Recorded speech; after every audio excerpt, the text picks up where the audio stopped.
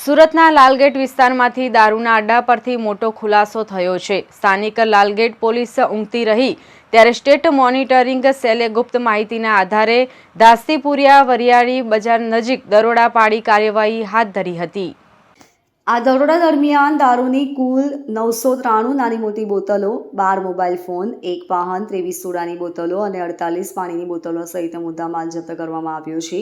દરોડા દરમિયાન એક વ્યક્તિને ઝડપવામાં આવ્યો હતો, જ્યારે પઠાણ અને અજાણ્યા દારૂ સપ્લાયરને વોન્ટેડ જાહેર કરી તેમના શોધખોળની કાર્યવાહી કરવામાં આવી છે। આ ઘટનાએ સ્થાનિક પોલીસની કામગીરી પર ગંભીર સવાલો ઊભા કર્યા છે। શહેરના દિલમાં દારૂનો અડ્ડો ખુલે છે અને સ્થાનિક પોલીસના જાણકાર થયા વગર જ અન્ય એજન્સી દરોડા પાડી રહી છે, તે સ્થિતિ ચિંતાજનક ગણાઈ રહી છે। હાલ સમગ્ર મામલે વધુ તપાસ હાથ ધરવામાં આવી છે અને જવાબદાર તત્વોને પકડવા સ્ટેટ મોનિટરિંગ સેલ દ્વારા ચક્રો ગતિમાન કરવામાં આવ્યા છે।